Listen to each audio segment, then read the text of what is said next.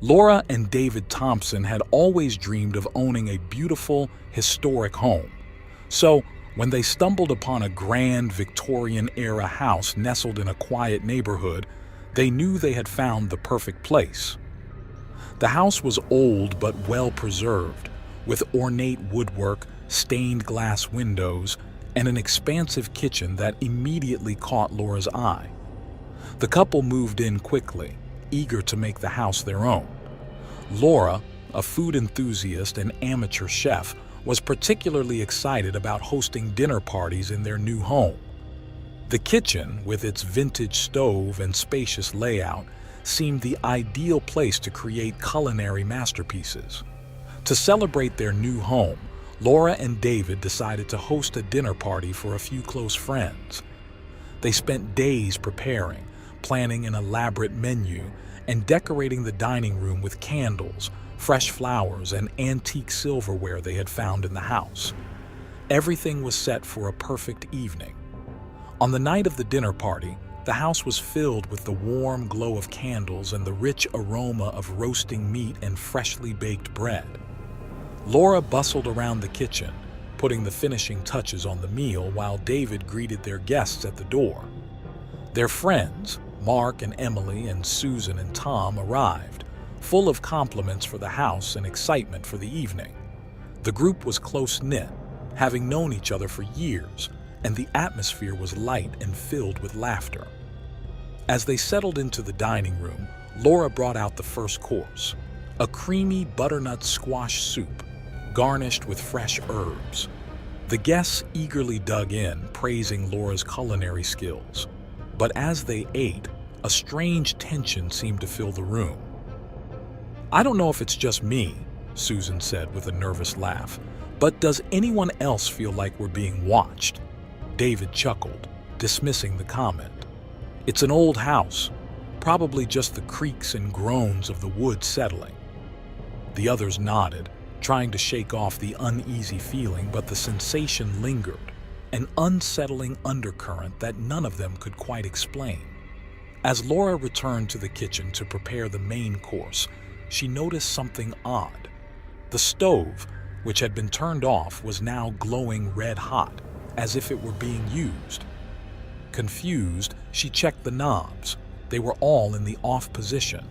She stepped back, her heart pounding, trying to rationalize what she was seeing. Suddenly, a whisper echoed through the kitchen. It was faint at first, just a soft murmur, but it grew louder, more insistent.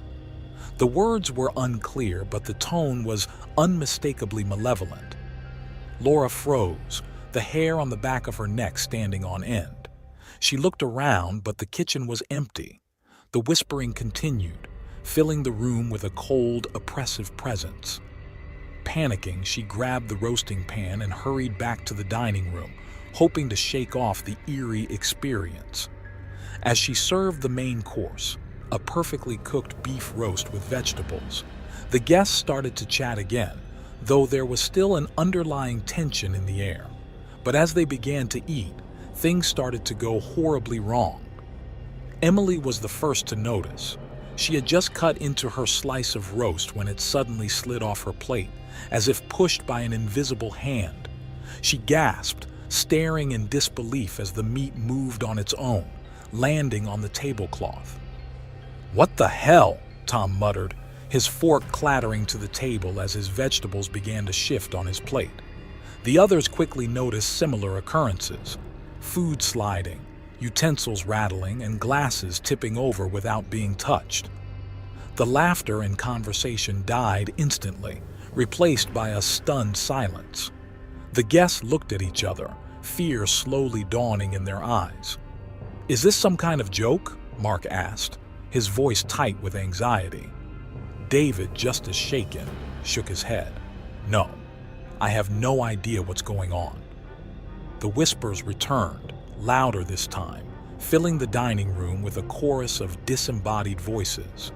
They seemed to emanate from the walls, the floor, and most disturbingly, from the food itself. The words were still indistinct, but the intent was clear. They were not welcome here. Laura's heart raced as she tried to regain control of the situation. Let's just finish the meal, okay? It's probably just a draft or something." But no one moved to eat. The food on the plates had taken on a sinister quality, as if something malevolent was infused into every bite. The whispers grew louder, angrier, and the candles flickered violently, casting long, twisting shadows on the walls. Realizing that something was terribly wrong, David stood up and tried to open the dining room door, but it wouldn't budge. He tugged harder, panic setting in as he discovered that all the doors were locked from the outside. "We need to get out of here," Susan said, her voice trembling. "Something's not right." The others agreed, abandoning their seats and trying the windows, but they too were sealed shut, as if the house itself was trapping them inside. The whispers reached a fever pitch, almost deafening, as the room began to feel like it was closing in on them. The temperature dropped suddenly, their breath visible in the icy air. The lights flickered and the shadows seemed to dance and writhe, growing darker and more ominous. "What the hell is happening?" Emily cried, backing away from the table as the food started to move more violently, pieces of meat and vegetables twisting and writhing like living creatures. Laura, shaking with fear, realized the truth. "It's the house," she whispered. "It doesn't want us here." Just as the words left her mouth, the tableware flew off the table, crashing against the walls. The chandelier above them swung wildly, threatening to fall. The voices grew louder, screaming now, filled with anger and pain. In the chaos, a ghostly figure materialized at the head of the table. It was the spirit of a woman, her face gaunt and twisted with rage. She wore a tattered dress, stained with something dark and ominous, and her eyes were hollow, filled with a deep, unending sorrow. "This is our home," the spirit hissed, her voice echoing with the whispers. "You dare to feast in our house? You will pay the price." David stepped forward, trying to reason with the apparition. "We didn't know. Please, we just wanted to have a dinner party. We meant no harm." The spirit's eyes locked onto him, cold and unforgiving. "You are trespassers in a place of death. You have disturbed our peace." As she spoke, the horrific truth began to unfold. Laura and David's new home had once belonged to a wealthy family who had died tragically in a mass poisoning incident during a dinner party many years ago. The entire family and their guests had perished, their souls trapped within the house, forever reliving their final moments. "We can't leave," the spirit continued, her voice tinged with despair. "And now, neither can you." The air in the room thickened with the weight of the spirits, pressing down on the group. The food on the table had transformed, revealing its true form, rotten, decayed, and crawling with maggots. The stench was unbearable, and the guests recoiled in horror. The spirit pointed a bony finger at the table. "You must finish the meal. Only then can you leave." The guests exchanged terrified glances. How could they possibly eat the foul, cursed food?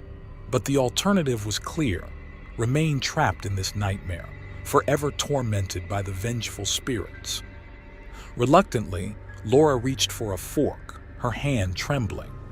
She forced herself to take a bite, gagging as the rancid taste filled her mouth.